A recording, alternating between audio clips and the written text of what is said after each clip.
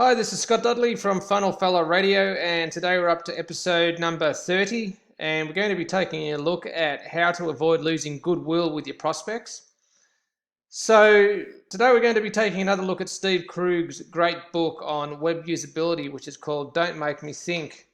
So there's the book here. And there's a whole chapter in the book which is dedicated to things that diminish goodwill, and I'm going to be giving my spin on each point he makes and how it relates specifically to funnels. So, I mean, the thing with goodwill is that once you lose goodwill with a customer, it's usually gone for good. And as soon as somebody, loses trust, or you've done something that's frustrated or annoyed the user, then more often than not, they're not going to come back. So obviously that's why it's very important to do whatever you can to remain on the good side of your customers, prospects, and the people that visit your website. And the less reasons that you can give them to lose that goodwill, the better, basically. So if we get straight into it, the first one that he talks about in the book is hiding information that the user wants to see.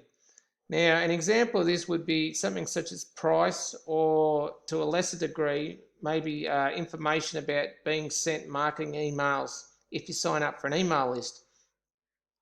So the point with the price is that it's common these days for marketers to not show the price up front. So basically they want you to get into the funnel first, and they'll either show you the price on the next step in the funnel, or maybe even further down the funnel, for strategic reason that they've discovered that the end conversion rate of actually converting the prospect into a customer is a lot higher if they don't show the price initially. So this is where it requires a bit of testing.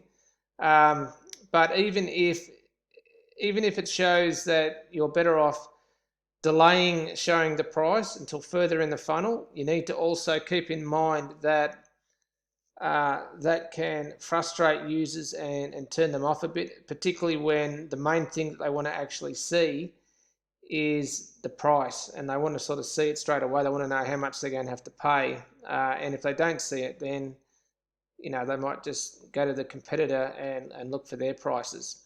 And then the other point that I've come up with here about being sent marketing emails if you sign up for a list, what I'm referring to there is that when you're signing people up to an email list, and if you're going to be using that email list to be sending out marketing messages, then it's really important to be transparent and to let them know that, please tick the box to acknowledge, or please check the box to acknowledge that you're happy to be receiving marketing emails or marketing communication from us.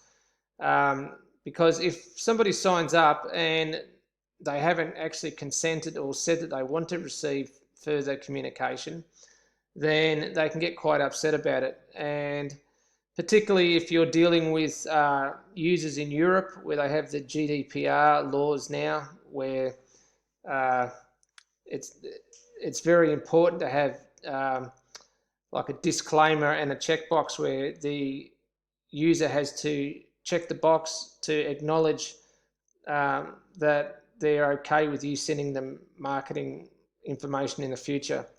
So that's where it's important to be as transparent as possible. All right, so the next one is making what should be simple be difficult instead. And some examples that Steve gives in the book is little annoying things, such as when you're filling out a form, having to format the data in a specific way. Something like putting spaces in credit cards instead of putting the 16 numbers one after the other. Some forms require you to put in 4 numbers and then manually hit the space bar, and then the next 4 numbers, and then hit the space bar, and so on and so forth. I mean, that's just really, in this day and age, that shouldn't happen. But if somebody types in their 16 number and doesn't put the space in, and then those numbers disappear and they have to type them in again, then obviously that's going to create friction and it's going to upset them. And unless they really, really want the item to purchase, then there's a good chance that they're going to disappear and go somewhere else. And then another similar sort of situation is with phone numbers as well. You know, when you've got things such as area codes and country codes and, you know, the formatting of phone numbers where it might be you should have three numbers, and then four numbers. And if you don't lay it out in that specific way, then that can trip the format as well and it won't work. So, I mean, really in this day and age, you should have it so that the user can easily type it in there and it will auto-correct so that it is in the correct format. So that's another way to frustrate customers and to lose goodwill. Then the next point is asking for information that you don't really need, such as personal information that seems unnecessary. So when you're opting in for something and the marketer is asking you for, say, name and email, then that sort of makes sense. But if they're asking you other things such as your age, your salary, you know, what state you live in, or any type of personal information like that, it could be anything really, then yeah, I mean, that's a certain way to put people off, where it's just blatantly, it's unnecessary, and the person that's typing in their information would just be thinking, why do they need that?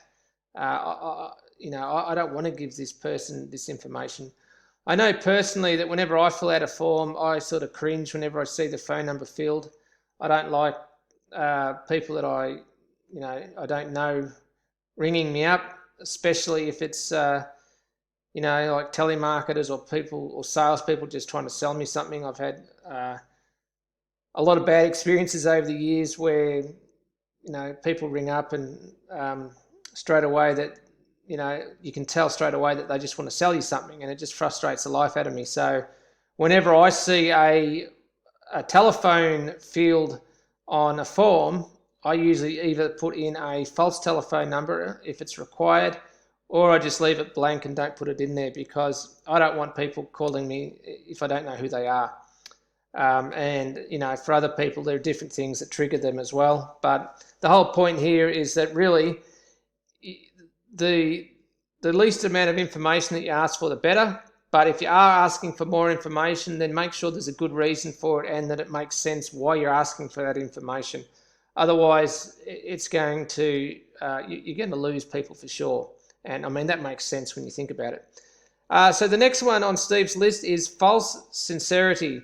This is an interesting one where he's given an example, such as an attempt to convince the prospect you care about them, but it's obvious you don't really. And the example that I was going to mention was when they say something like, your call is important to us, but they put you in a queue where you're waiting for like 20 minutes before you get to speak to someone. And you sort of think, well, if my call is important to you, then why are you making me wait 20 minutes?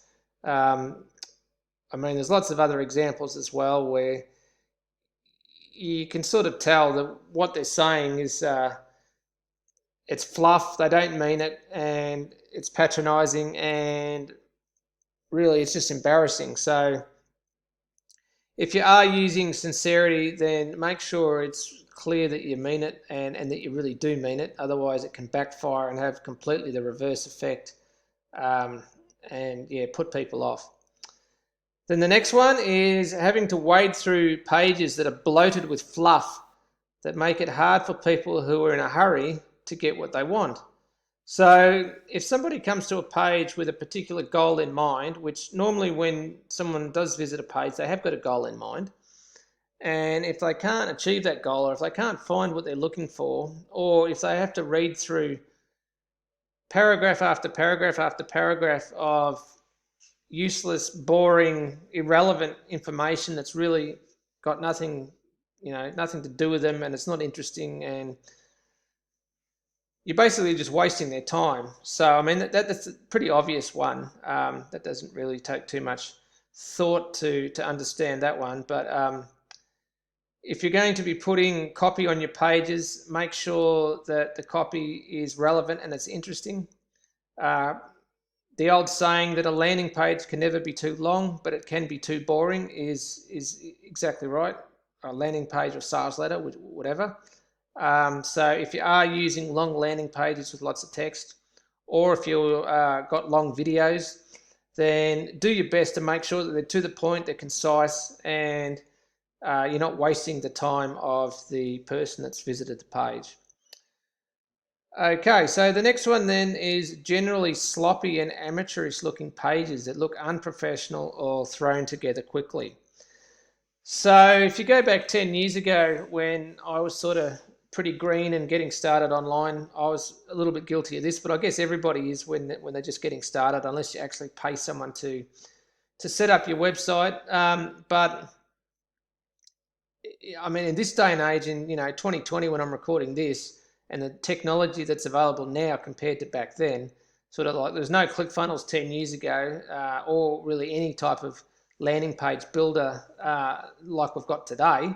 Maybe the closest might have been something like Optimized Press going way back in the day. But the point I'm trying to make here is that if you're going to be sending, prospects and potential customers to a page, you want to make sure it looks like it's from a real company and it's not something that 5-year-olds put together. Otherwise, it's going to do more harm than good again. And really, now there's no excuse to have badly designed or really poor-looking landing pages or sales letter pages. If you struggle with web design, or if you struggle with making the page look good, then it's a good idea to pay somebody on, like Fiverr or Upwork to create it for you. That said, though, you don't want to go to the other extreme where you're more focused on the design of the page than the actual offer and sales message that you're creating. The most important thing on a landing page or a sales letter is definitely the copy. That is far more important than the design. But that's not to say that the design can just be slapped together and look ordinary as well. So really, ideally, you want to make an effort to make sure that your pages are professional. So with that in mind, as I keep saying on this podcast, of course, you need to always test and not just rely on best practices or what the critics say. A good example are pop-ups asking for opt-ins, which most people find annoying. However, if they provide a lot of opt-ins, then it's probably best that you keep them there. And even if it does risk sort of frustrating or annoying the customers, because that is obviously a major goal of the website, or sorry, of the funnel.